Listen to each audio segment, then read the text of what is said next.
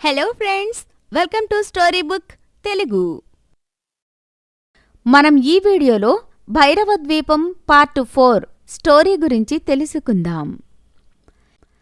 క్రితం ఎపిసోడ్లో సాధువు శాపం నుండి విముక్తుడైన ఉగ్రనందుడు అతని ఆశీర్వాదంతో భైరవ ద్వీపానికి వెళ్లడానికి తేలికైన మార్గం అంటే ద్విముఖాశ్వ సహాయం తీసుకోవడమే అని తెలిసి అతని కోసం బయలుదేరాడు.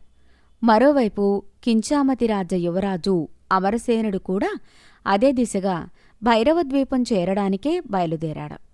ఆ తరువాత ఏం జరిగిందో ఈ ఎపిసోడ్లో చూద్దాం. సాధువు ప్రచండ జ్వాలాసిద్ధుడు చెప్పిన దిశగా బయలుదేరిన ఉగ్రనందుడు దారి మధ్యలో ఓ పల్లెలో ఆగవలసి వచ్చింది. ఆ పల్లె ఎటు చూసినా ఎండిపోయినట్టు అసలు పచ్చదనమే లేని ప్రాంతంగా కనిపిస్తోంది. ఒక్క మాటలో చెప్పాలంటే ఆ ప్రాంతం కరువు కోరల్లో ఇరుక్కుందని తెలిసేలా ఉంది. అలాంటి ఆ ప్రాంతానికి వెళ్లేసరికి ఉగ్రనందుడికి విపరీతమైన ఆకలి మొదలైంది. ఏంటి విచిత్రం, ఎప్పుడూ లేనిది నాకు ఇంకా విపరీతమైన ఆకలి వేస్తుంది. అది కూడా చూడటానికి ఎడారిలా కనిపిస్తున్న ఈ ప్రదేశంలోకి రాగానే వేస్తుంది. ఎక్కడా ఒక్క మనిషి జాడ కూడా కనిపించడం లేదు అనుకుని తన ఆకలి తీరడానికి ఎక్కడికి వెళ్లాలో తెలియక తటపటాయిస్తున్నాడు. అప్పుడు బక్క చిక్కిపోయిన డొక్క వెనిక్కి అంటే అంత బక్కగా ఉండి నిలబడ్డానికి ఒక చేతికర్ర సహాయం లేకుండా నిలబడలేని ఒక పండు ముసలి అవ్వ ఉగ్రనందుడి దగ్గరికి వచ్చి, బాబూ, బాగా ఆకలిగా ఉంది, నీ దగ్గర ఏదైనా ఉంటే పెడతావా? నా దగ్గర కూడా ఏమీ తినుబండారాలు లేవు అవ్వా. అదేం విచిత్రమో, నా దగ్గర నిల్వ ఉండాల్సిన తినుబండారాలు ఎక్కడ పడిపోయాయో తెలియడం లేదు. ఈ ప్రాంత పులిమేరలకి వచ్చానో లేదో వెర్రి ఆకలి మొదలైంది. అసలు ఇది ఏం ప్రాంతం అవ్వా? ఎందుకని ఇక్కడ ఇలా కరువు వచ్చింది? లేదు నాయనా, నాకు ముందు కడుపు నిండాకే నీకు ఏ వివరాలైనా చెప్పగలను. లేదంటే మరో రోజుకో 2 రోజులకో ప్రాణం వదులుతాను. నన్ను చూశావుగా ఎలా ఉన్నానో, ఇలా నన్ను చూశాక కూడా నీకు జాలి అనిపించడం లేదా అని అవ్వ అన్న మాటలకి ఉగ్రనందుడి మనసులో తర్కం మొదలైంది.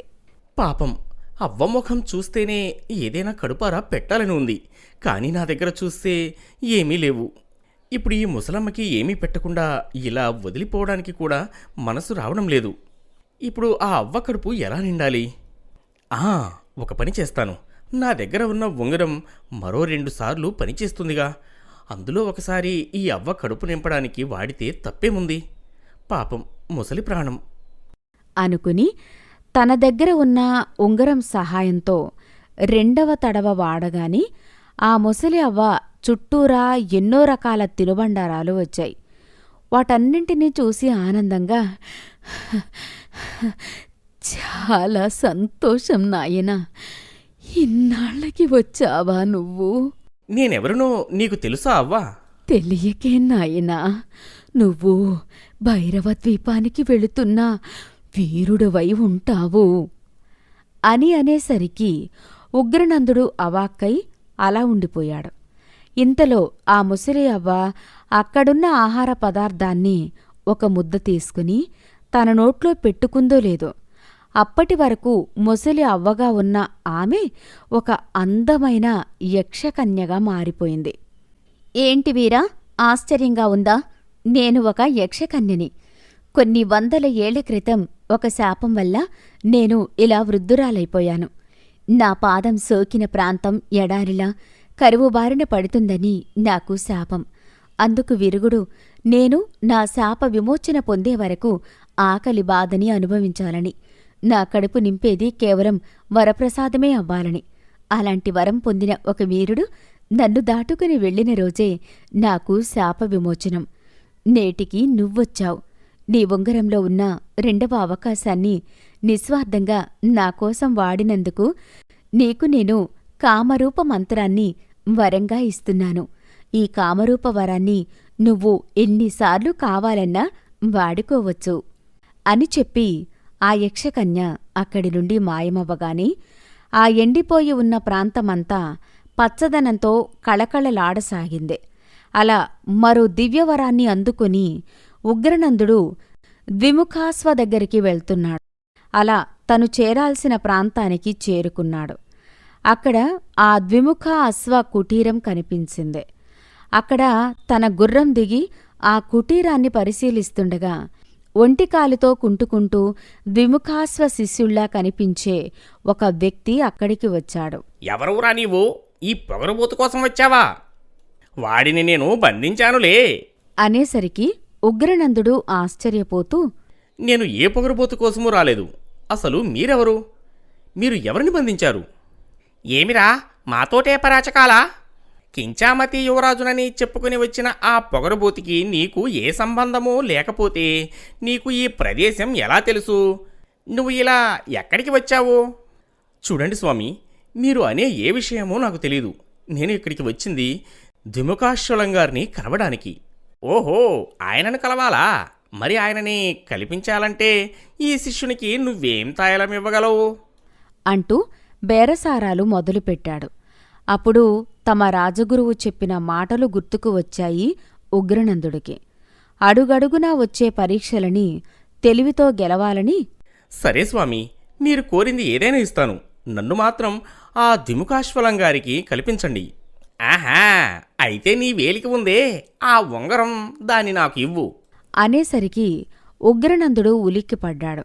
తన రాజగురువు ఇచ్చిన ఆ మహిమగల ఉంగరాన్ని ఆ ఒంటికాలి శిష్యుడు అడుగుతుంటే అతనికి ఏం చెయ్యాలో తోచక, చూడండి స్వామి, ఇది ఒక మహిమగల ఉంగరం. దీన్ని 3 సార్లు మాత్రమే వాడగలం. అందులో ఇప్పటికే 2 సార్లు దీన్ని వాడేశాను.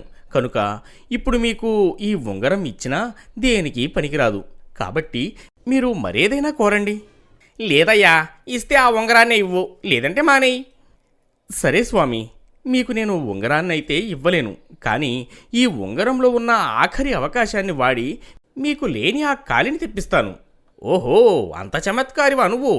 పుట్టుకతో లేని నా కాలిని నువ్వు తెప్పిస్తావా? ఏది, తెప్పించి చూద్దాం అనడంతో తన దగ్గర ఉన్న ఉంగరంలోని ఆఖరి వరాన్ని కూడా పరుల కోసమే వాడి ఆ ఒంటికాలి శిష్యుడికి 2వ కాలు తెప్పించాడు ఉగ్రనందుడు. అంతే, అప్పటి వరకు శిష్యుడి రూపంలో ఉన్న అతను ద్విముఖ అశ్వరూపంలోకి వచ్చేశాడు. అతన్ని చూసిన ఉగ్రనందుడు గుర్తుపట్టి, ప్రణామాలు ద్విముఖాశ్య, మీకోసమే నేను ఇంత దూరం వచ్చాను. తెలుసులేవీరా, నువ్వు వచ్చింది తెలుసు, ఎందుకు వచ్చావో కూడా తెలుసు. కానీ ఆ భైరవ ద్వీపానికి నేను నిన్ను తీసుకువెళ్లాలంటే చీకటి పడాలి. తప్పకుండా స్వామి, మీరు ఎప్పటికి వెళదామంటే అప్పటి వరకు వేచి ఉంటాను అని చెప్పాడు. చెప్పినట్టే ఉగ్రనందుడు ద్విముఖాశ్వ రాక కోసం చీకటి పడే వరకు ఎదురుచూస్తూ కూర్చున్నాడు.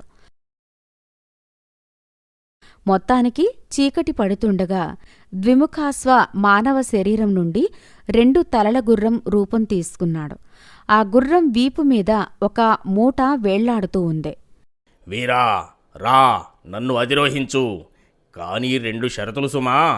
అందులో మొదటిది, నేను నిన్ను భైరవ ద్వీపానికి చేర్చే వరకు నీవు నా మీద కూర్చొని మా ఆరాధ్య దైవమైన తుమ్ముర స్వామిలాగా నీ సంగీతాలాపనతో మమ్ములను అలరించాలి. అలా అలసట తెలియని ప్రయాణాన్ని నాకు ఇవ్వగలిగితే నేను నిన్ను ఆ ద్వీపానికి సమీపానికి చేరుస్తాను. ఇంకా 2వ షరతు, ద్వీపం ఉన్న ప్రాంతానికి 10 ఆమడల దూరంలో సముద్రంలోనే నిన్ను వదిలి వెళ్ళిపోతాను. అక్కడ నుండి ద్వీపానికి ఎలా వెళ్ళగలవో నువ్వే తేల్చుకో. సరే స్వామి, మీ షరతులకు నేను ఒప్పుకుంటున్నాను అని చెప్పడంతో ఆ ద్విముఖ అశ్వం మీదికి ఉగ్రనందుణ్ణి ఎక్కనిచ్చాడు. అలా ఎక్కి కూర్చున్నాక, ఇంక నీ గానలహరితో మమ్ములను అలరించు వీరా అనగానే ఉగ్రనందుడు తనకి యక్షకన్య ఇచ్చిన కామరూపవరాన్ని వాడుకొని తనే యక్షకన్యగా మారిపోయి మధుర గానాలాపన మొదలుపెట్టాడు.